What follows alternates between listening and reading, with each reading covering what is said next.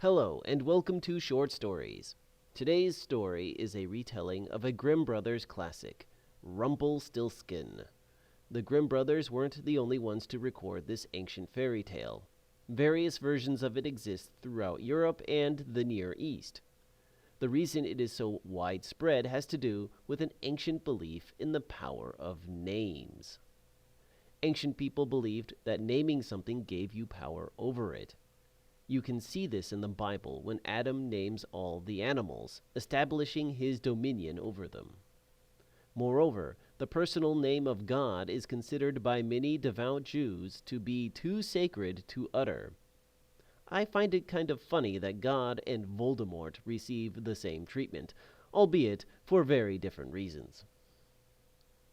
Vocabulary: penchant, penchant. She had a penchant for tinkering from an early age. Midas touch, the Midas touch. Because everyone believed that he had the Midas touch, Ted was appointed CEO. Impregnable, impregnable. No enemy can get into this impregnable castle. Cogitation, cogitation. After some cogitation, he found the answer. Between a rock and a hard place. Between a rock and a hard place. The Ukrainians are stuck between a rock and a hard place. Christen, christen. The baby was christened last Sunday. Census, census. The census shows that 23.6 million people live in Taiwan. Anonymous, anonymous.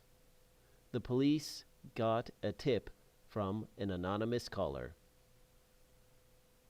The story. In a faraway land in ages past, there lived a miller named Mr. Kluge and his daughter. The daughter, whose name was Hannah, was as clever as she was pretty. She had a penchant for tinkering from an early age. Her father had given her a music box as a Christmas present when she was 5 years old. The very next day, he was astonished to discover that she had taken it apart.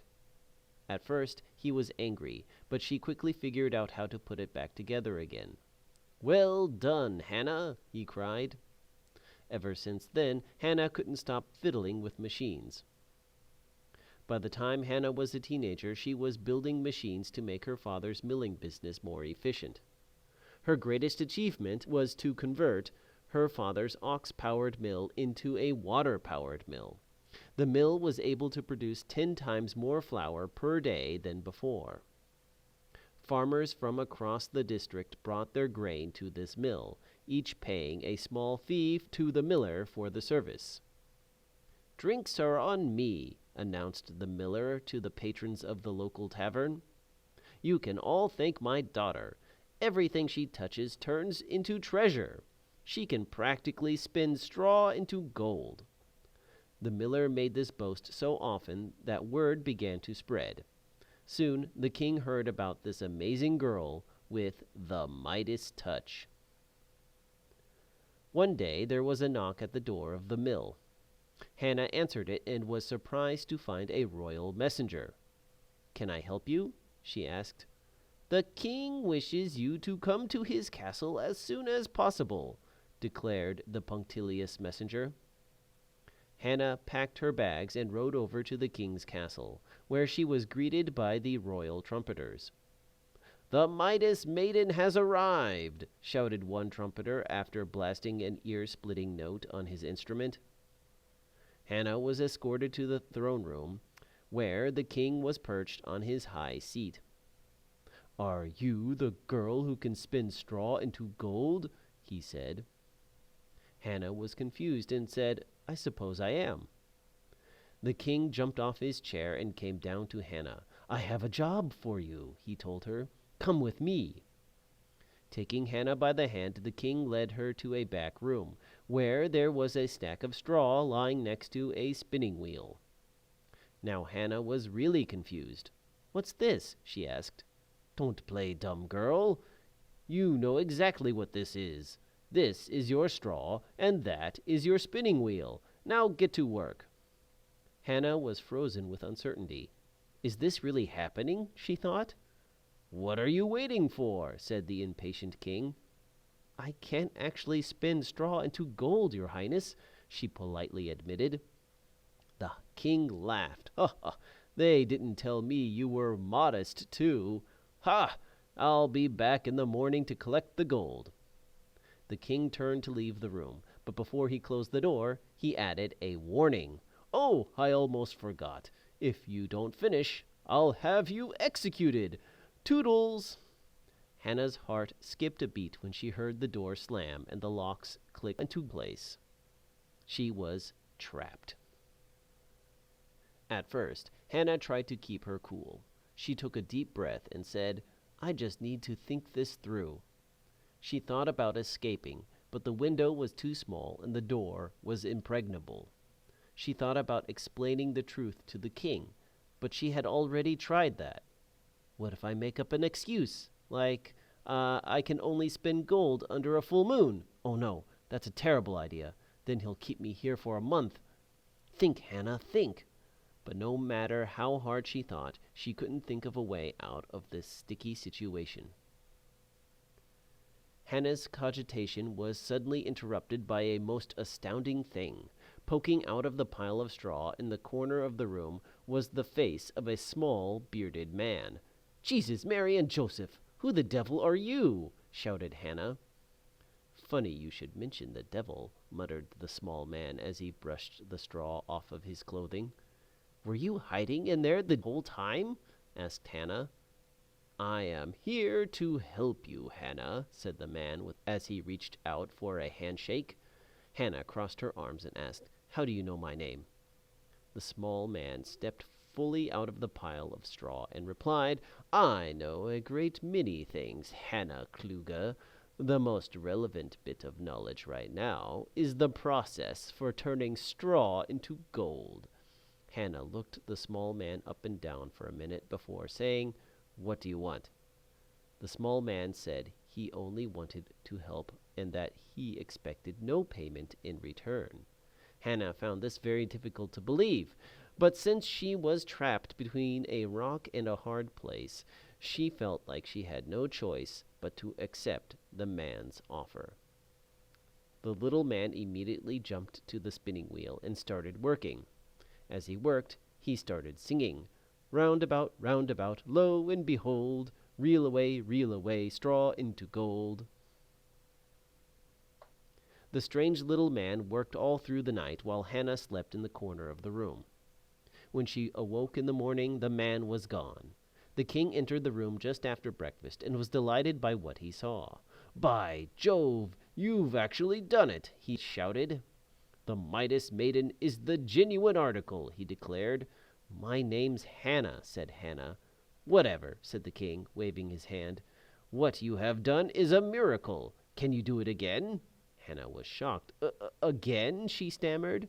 The king nodded vigorously. "This time we'll raise the stakes. You'll spin twice as much straw, and if you fail, your father will be executed." Hannah didn't know what to say, so the king spoke for her. "So it's agreed. I'll call my servants to bring you some food and a fresh pile of straw. See you tomorrow." With those parting words, the king slammed the door and set the lock. Hannah was trapped again. The poor miller's daughter thought that she could escape when the servants brought her some food. Unfortunately, they lowered it into her room from a trap door in the ceiling. She thought she could escape when she asked to go to the bathroom, but they just lowered a chamber pot through the same trap door. "What am I going to do?" cried Hannah as she pulled her hair. Suddenly, the ugly little man appeared again, this time rising out of the chamber pot. "You again!" exclaimed Hannah. "Yes, it is I, your source of salvation.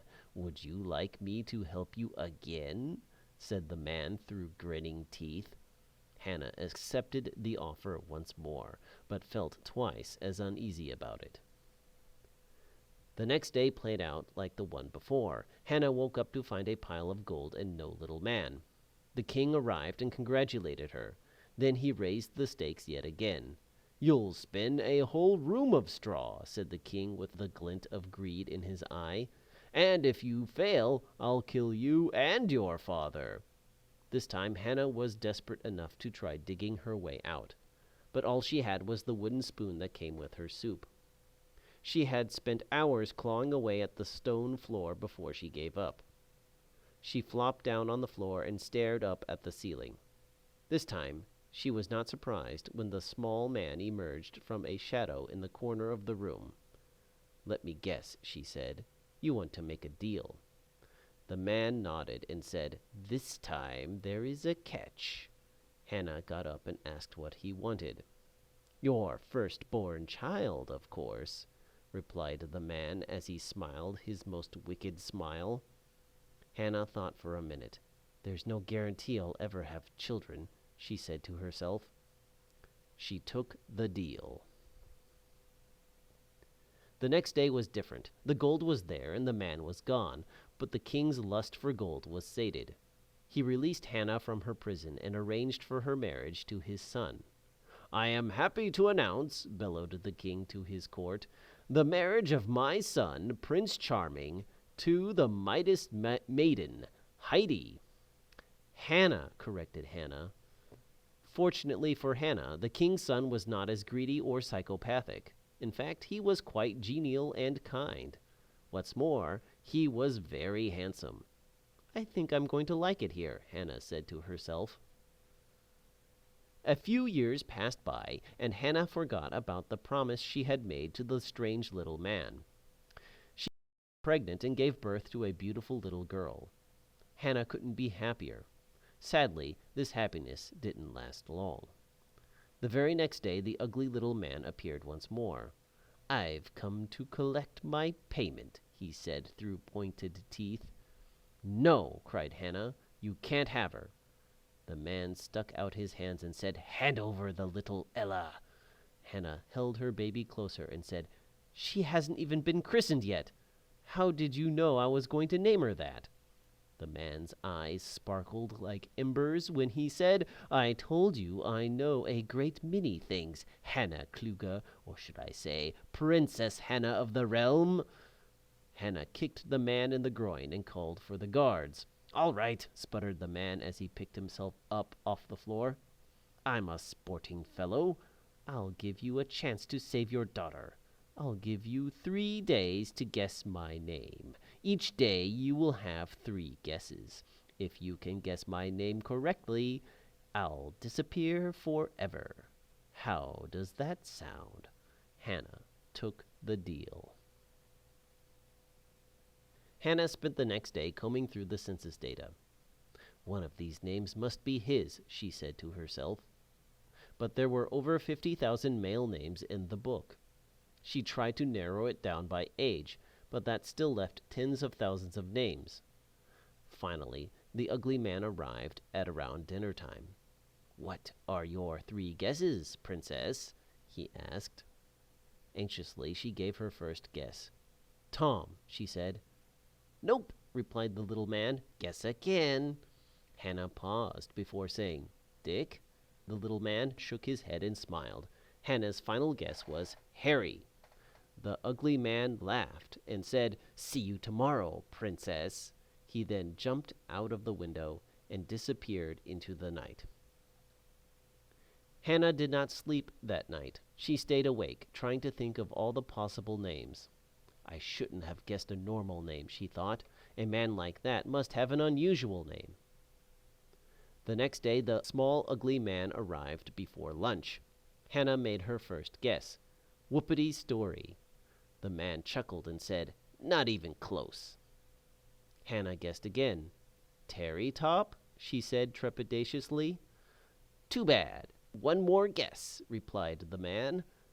Martin Zvonek was Hannah's final guess of the day. "Wrong again, princess!" shouted the man just before he leapt up the chimney flue. Hannah was in dire straits. "There must be something I can do," she said to herself. Looking at the census book, she had an idea. "That ugly little man must live nearby. I'll send a letter to all the residents in the district, asking if they have seen him. Maybe someone knows who he is." Hannah quickly built a printing press and asked her servants to make 1,000 copies of her letter.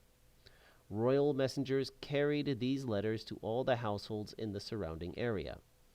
Now all Hannah had to do was wait. The next morning, a royal messenger approached Hannah while she was eating breakfast. He handed her a letter. After reading it, Hannah smiled and asked for a double helping of pancakes. At the stroke of noon, the ugly little man returned for the last time. "Today's the day, princess," he said gleefully. "Make your final 3 guesses." Feigning nervousness, Hannah gave her first guess. "Hugor Hill." The man stroked his beard and said, "I like that name, but it isn't mine. Try again." Hannah made her second guess. "Carlos Danger." The man laughed and said, "He's a good friend of mine. Now try your final guess, princess."